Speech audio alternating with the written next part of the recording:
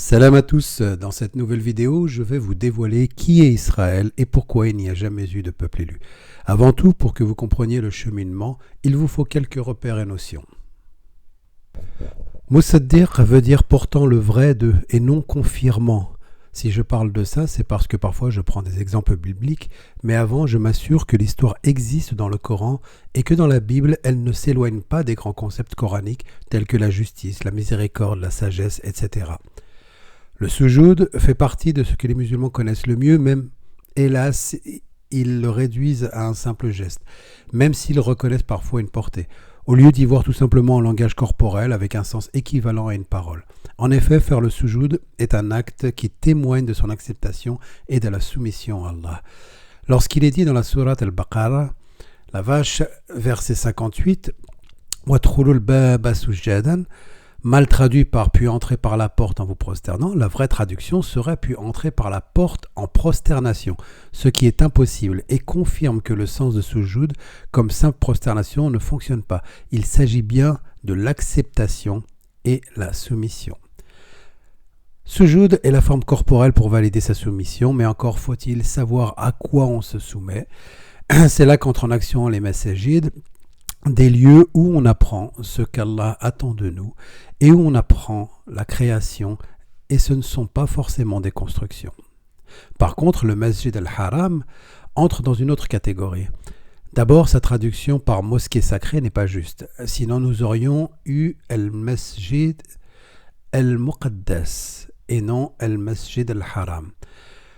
Donc un Masjid Haram est un lieu consacré à l'inviolabilité ou l'interdit. C'est un lieu où rien de ce qui va à l'encontre des préceptes d'Allah ne doit prospérer. C'est un lieu de vie et de soumission. Al-Masjid al-Haram est compris par les musulmans et ceux qui suivent le narratif traditionnel comme étant uniquement la Mecque, mais en réalité, tout lieu consacré à l'inviolabilité est un Masjid Haram. Prenons la Bible par exemple. Dans le Lévitique 27-28, il est écrit « Mais tout ce qui est consacré irrévocablement à l'Éternel, Kherem, de tout ce qu'un homme possède, homme ou bête, champ ou maison, ne peut être vendu ni racheté. Tout ce qui est dévolu est une chose très sainte à l'Éternel. » Ici, on voit bien qu'un lieu peut être kherem, donc dévoué exclusivement à Allah. Je ne dis pas que le verset biblique doit être pris comme tel, car on voit bien le côté excessif de la Torah remaniée qui contraste avec la sagesse du Coran. Néanmoins, on comprend le sens général d'un Masjid Haram, un lieu où on se soumet à l'ordre d'Allah en tâchant plus qu'ailleurs de ne pas violer les règles. Pour continuer, je dois faire un rappel sur deux légendes bibliques et de la tradition musulmane qui ont un rôle essentiel pour cette vidéo. D'abord, l'histoire de Jacob. Jacob et Ésaü naissent jumeaux. Un jour, affamé, Ésaü aurait vendu son droit d'aînesse à Jacob contre un plat de lentilles. Il ignore la valeur spirituelle de ce droit, ce qui veut dire qu'un malin profiterait de l'ignorance d'un plus faible. Avec l'aide de Rebecca, Jacob se serait déguisé en Ésaü pour tromper leur père Isaac et recevoir la bénédiction promise à l'aîné. Donc ce malin use de la ruse et la supercherie. Je rappelle qu'on parle de Jacob. Ésaü, furieux d'avoir perdu à la fois son droit et sa bénédiction, aurait juré de tuer Jacob, qui doit alors fuir loin de Canaan. Des années plus tard, revenant, craignant Ésaü, Jacob aurait lutté toute la nuit avec un être divin. En serait ressorti blessé mais béni, et serait devenu Israël. Il aurait donc arraché de force la bénédiction d'Allah et hérité d'un surnom Israël. Et tout le monde trouve ça normal. Je souligne que le nom Israël n'apparaît nulle part avant les écrits de la Torah. Aucune inscription, témoignage ou découverte archéologique ne parle d'un Israël avant la Torah. Le voyage nocturne. Alors, lors de l'Isra, Mohammed aurait miraculeusement été transporté de la mosquée sacrée de la Mecque à Al-Aqsa, à Jérusalem, où il aurait dirigé la prière des prophètes. Commence alors le Mi'raj. Guidé par l'ange Gabriel, il aurait gravi les 7 cieux et rencontré successivement Adam, Jésus, Moïse et d'autres messagers. Au-delà des 7 cieux, il aurait atteint le Sidrat al-Muntaha, l'arbre du lime suprême, et se serait trouvé carrément en présence directe d'Allah, alors que le Coran précise à Moïse qu'un homme ne peut voir Allah. C'est là qu'Allah aurait prescrit initialement 50 prières quotidiennes à la communauté musulmane. Sur les conseils de Moïse, Mohammed obtient, après plusieurs allers-retours, une ristourne à 5 prières obligatoires, établissant ainsi le rituel canonique de la salat. Conclusion, Allah ne saurait pas ce qu'on peut supporter, mais heureusement, vu que Mohammed n'a rien dit pour sa communauté, que Moïse était là pour les musulmans. D'abord, pourquoi l'histoire de Jacob ne peut être vraie et donc que Jacob n'est pas Israël ? Nous avons vu l'histoire de Jacob et toute personne se référant au Coran rejettera forcément cette histoire. En effet, cette histoire est la valorisation à l'extrême de la malveillance, de la ruse, du mensonge pour arriver aux fins d'un ambitieux qui serait Jacob. Et en plus, il aurait combattu on ne sait qui, un ange, et certains disent même que c'est Allah lui-même, pour forcer sa bénédiction. Et le pire, c'est qu'il aurait gagné et on lui aurait attribué ce nom de Israël. Un peu tiré par les cheveux, vous ne trouvez pas ? Il faut savoir que le Coran ne nomme jamais Jacob Israël. Pourtant ce nom, il l'aurait acquis bien avant l'épisode de Joseph évoqué dans la sourate Yusuf. C'est tout de même étonnant, surtout que le nom Israël est bien présent dans le Coran. Maintenant, reprenons à partir de l'installation en Égypte, tout en se référant aux notions données plus haut. Dans cet épisode de Joseph, la famille de Jacob et sa tribu s'installent en Égypte. Ils font partie de la cité au même titre que les Égyptiens et que les autres tribus qui s'y sont installées. Il serait étonnant que les descendants d'Ismaël n'en aient pas fait partie. La position de Joseph en Égypte, associée à son statut et celui de son père Jacob auprès d'Allah, ont forcément amené à ce que la communauté vive regroupée dans un lieu de vie de respect total des préceptes d'Allah. Un masjid haram, tel que je l'ai expliqué plus haut. Si Allah a secouru ceux qu'on appellera Bani Israël, c'est parce qu'ils sont forcément restés après Joseph dans la dévotion et maintenu le Masjid al-Haram malgré les persécutions et pas parce qu'ils étaient descendants d'Abraham. Rappelons, lorsqu'Abraham questionne sur la bénédiction de sa descendance, Allah lui répond qu'il ne bénit pas les injustes. Donc le lignage n'apporte aucune garantie. Comme je l'ai dit, il n'y avait pas que les descendants de Jacob qui étaient persécutés tout en étant fidèles à Allah, mais il y avait d'autres communautés et très probablement des descendants d'Ismaël qui gravitent autour de l'Égypte.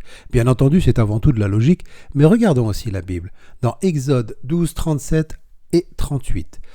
Les enfants d'Israël partirent de Ramsès pour Sukkot, au nombre d'environ 600 000 hommes, sans compter les enfants, et une grande foule, une multitude mixte les accompagna. Ici, ceux qui ont réécrit la Torah ont cherché à diviser en deux ceux qui suivirent Moïse. D'un côté, les enfants d'un pseudo-Israël qui serait Jacob, et une multitude d'autres gens. Bien sûr, nous sommes là en pleine construction d'un peuple élu. Le Coran ne parle que de Bani Israël, pas d'une multitude qui les aurait accompagnés. Donc cette multitude que la Torah dénigre et sépare des descendants de Jacob fait partie des enfants d'Israël.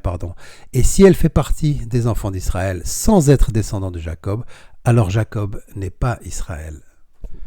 Soyez attentifs maintenant à l'épisode de l'Exode et sa chronologie. Les Bani Israël fuient l'Égypte de nuit, c'est-à-dire qu'ils quittent leur lieu de vie qui est un Masjid Haram. Ils partent de nuit vers le Sinaï afin que Moïse reçoive les Écritures. Ce lieu où Moïse reçoit la parole d'Allah est un lieu où il va apprendre et se soumettre, un masjid, un lieu qui met à l'écart les gens parce que saint. Seul Moïse y a accès. Le masjid le plus restrictif, mettant le plus à l'écart. Ce superlatif en arabe se dit Aqsa. Je sais que certains disent que ça veut dire le plus éloigné, je vous laisse réfléchir. Là, il reçoit des signes pendant la retraite de 40 jours. Certains sont décrits dans le Coran, d'autres dans la Bible. Voici les références. Et ensuite, la révélation des commandements. Cette progression correspond exactement aux versets 1 et 2 de la sourate Al-Isra, qui a même porté le nom de sourate Bani Israël. Donc le voyage nocturne de Mohammed n'est qu'une fable. Allah nous parle de l'Exode. Regardons. 17, 1. Gloire à celui qui, de nuit, fit voyager son serviteur du Masjid al-Haram au Masjid al-Aqsa, dont nous avons béni l'alentour, afin de lui faire voir une partie de nos signes. C'est lui vraiment qui entend tout et voit tout. Et nous avons donné à Moïse le livre, et nous en avons fait une guidance pour les enfants d'Israël. N'adorez que moi et ne prenez aucun intermédiaire en dehors de moi. Vous l'avez peut-être compris, Israël, c'est Moïse. Les Béni Israël sont tous ceux qui ont suivi Moïse, qu'ils aient été descendants d'Isaac ou d'Ismaël, ou tout autre qui se soumet à Allah. Allah n'est pas tribal, ni sectaire. Avez-vous remarqué dans le Coran que jamais Moïse n'appelle son peuple Béni Israël? Il dit toujours « Ô mon peuple », alors que Isa, quand il s'adresse à eux, dit bien « Ô Béni Israël ». Normal, puisqu'il est Israël, ça ferait bizarre. Je sais que certains m'opposeront ce verset en disant que Moïse dit bien « Béni Israël ». Moïse dit « Ô Pharaon, je suis un messager du Seigneur des mondes. Je ne dois dire sur Allah que la vérité. Je suis venu à vous avec une preuve évidente de la part de votre Seigneur. Laissez donc partir avec moi les enfants d'Israël. » Je rappelle que lorsqu'il s'agissait de parler à Pharaon, ce n'est pas Moïse qui parlait, car il avait une mauvaise élocution, mais c'était Aaron, même lorsqu'il est dit « Moïse dit ». Vous avez la preuve de cette histoire dans le Coran, dans la sourate Al-Qasas, verset 34, ainsi que dans la Bible, Exode 4, de 10 à 16, où je vous mets un extrait. Exode 4, 15. Tu lui parleras, tu prendras dans ta bouche les paroles, et c'est lui qui les dira à Pharaon, pour qu'il renvoie les enfants d'Israël. Nous avons aussi ce verset coranique, Surat al-Shu'ara, verset 16. Puis allez vers Pharaon et dites, nous sommes tous deux le messager du Seigneur des mondes. Ici, mettre messager au singulier pour deux personnes n'est pas une erreur, mais confirme la fusion de la parole. Et enfin, nous avons ce verset biblique qui est on ne peut plus clair. Exode 7, 1. Et l'Éternel dit à Moïse, voici que je t'ai établi pour Dieu à Pharaon. Et Aaron ton frère sera ton prophète. Tu diras tout ce que je t'ordonnerai. Et lui, il dira à Pharaon de laisser aller les enfants d'Israël hors de son pays. Donc Moïse ne dit jamais dans le Coran Béni Israël, car Israël c'est lui.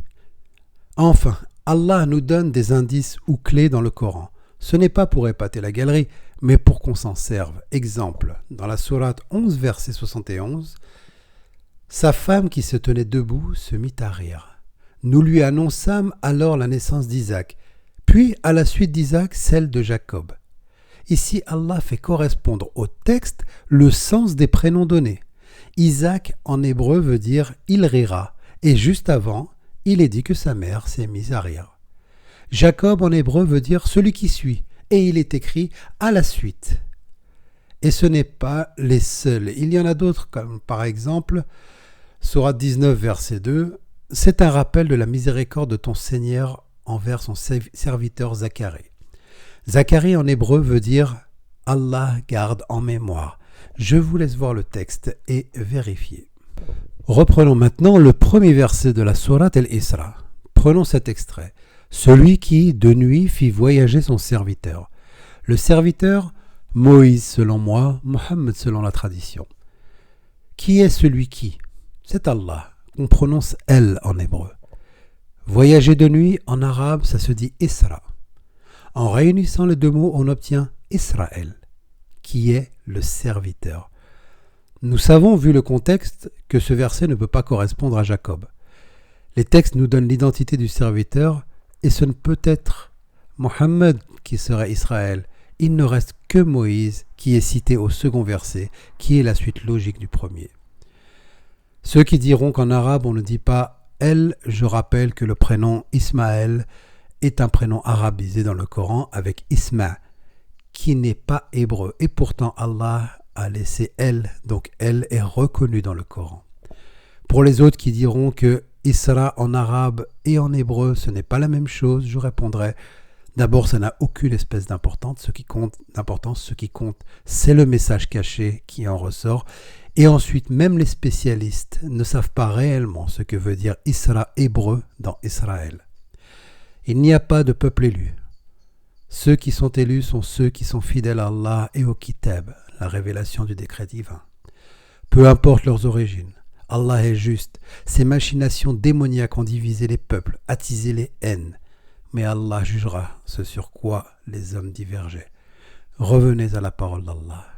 À bientôt pour de nouveaux contenus.